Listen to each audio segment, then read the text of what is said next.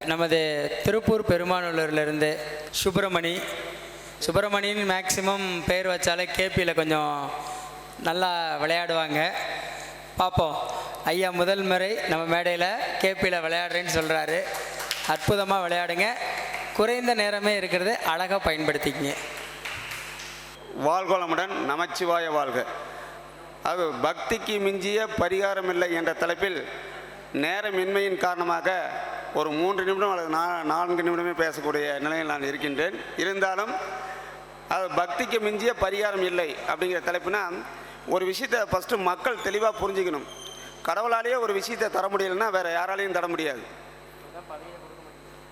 அதாவது கடவுளாலேயே ஒரு விஷயத்தை செய்ய முடியலைன்னா வேறு யாராலையும் செய்ய முடியாது. அப்போ கடவுளை ஃபஸ்ட்டு நம்ப வேண்டும். ஒன்று.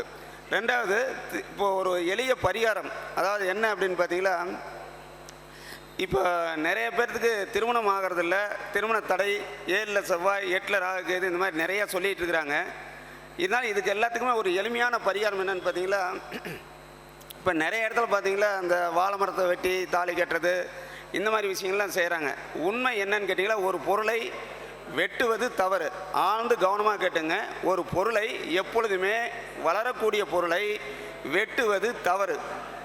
அது வாழை மரமாக இருந்தாலும் சரி, தென்னை மரமாக இருந்தாலும் சரி, ஒரு பொருளை வெட்டுவது தவறு. அப்போ திருமணம் ஆகாதவங்களுக்கு பரிகாரம் என்ன அப்படின்னு ஒரு கேள்வி எழும்போது கவனமாக ஆழமாக கேட்டுங்க. அதாவது ஒரு அரச மரம் கொஞ்சம் பெருசாக வாங்கிக்கணும் நர்சரி கார்டனில். அதே மாதிரி வேப்ப மரம் ஒரு சின்னதாக கொஞ்சம் வாங்கிக்கணும். ரெண்டுமே ஒரு இடத்துலேருந்து பிடுங்கக்கூடாது.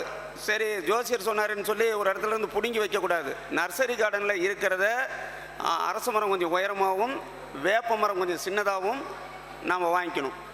இதை என்ன பண்ணலாம் அப்படின்னு கேட்டிங்களா, ரெண்டையும் ஒரே குழியில் நட்டு வச்சிடணும். அல்லது கொஞ்சம் ஒரு அரை அடி இடைவெளி விட்டு நட்டு வைக்கலாம்.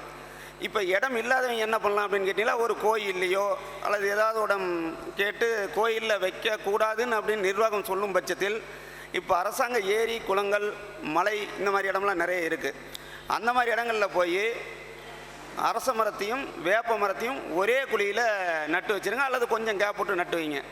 சரி, நட்டு வச்சுட்டா டெய்லியும் தண்ணி ஊற்றணுமே சாமி அப்படின்னு கேட்பீங்க. தண்ணி ஊற்றணுங்கிற அவசியம் இல்லாது. இயற்கையாக மழை காலத்தில் வச்சுன்னா ஆட்டோமேட்டிக்காக அது வந்துடும்.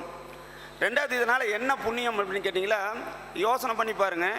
நம்ம பரிகாரம் கல்யாணமானதுக்கோசரம் ஒரு வாழை மரத்தை வெட்டுறதை விட ஒரு அரச மரத்தையும் வேப்ப மரத்தையும் ஒட்டுக்காக சேர்ந்து வளர்த்தி வைக்கிறது ரொம்ப நல்லது. என்னுடைய பிரதிபலிப்பு என்ன அப்படின்னு கேட்டிங்களா, இது நாட்டுக்கும் நல்லது, நமக்கும் நல்லது. ஒன்று. ரெண்டாவது, ஒரு 20 வருடம் கழித்து நீங்கள் அந்த மரத்தை திரும்பி பார்க்கும்போது 2 மரம் ஒட்டுக்காக வளர்ந்து நிற்கும். அந்த இடத்துல வேறு யாராவது போய் ஒரு பிள்ளையாரை வச்சுருப்பாங்க. கவனமாக கேட்டுங்க. அந்த இடத்துல யாராவது போய் ஒரு பிள்ளையாரை வச்சுருப்பாங்க. அப்போ அந்த பிள்ளையார் இருக்கும்போது அந்த இடத்துல தெய்வ வல்லமை பொருந்திய இடமாக அது மாறக்கூடிய ஒரு வாய்ப்பு கண்டிப்பாக இருக்கும்.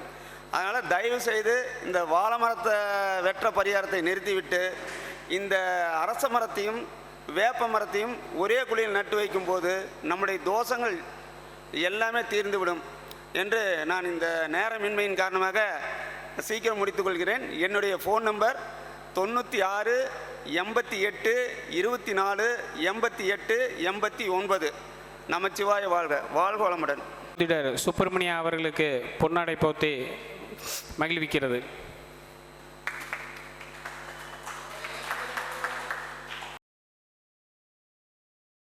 அற்புதமான கருத்துக்களை வழங்கிய சுப்பிரமணிய அவர்களுக்கு செந்தூரன் அறக்கட்டளையின் சார்பாக நன்றியை தெரிவித்துக் கொள்கிறோம். இந்த முறை நேரமின்மை, மிக குறைவான கருத்துக்கள். அடுத்த முறை வாய்ப்பு கண்டிப்பாக கொடுக்கப்படும். எப்போவுமே செந்தூரான் எல்லாரையும் வளர்த்து தான் விடும். புதுசாக யார் வந்தாலும் வாய்ப்பு உண்டு. திடீர் எம்எல்ஏக்கள் மாதிரி தான். சரிங்களா?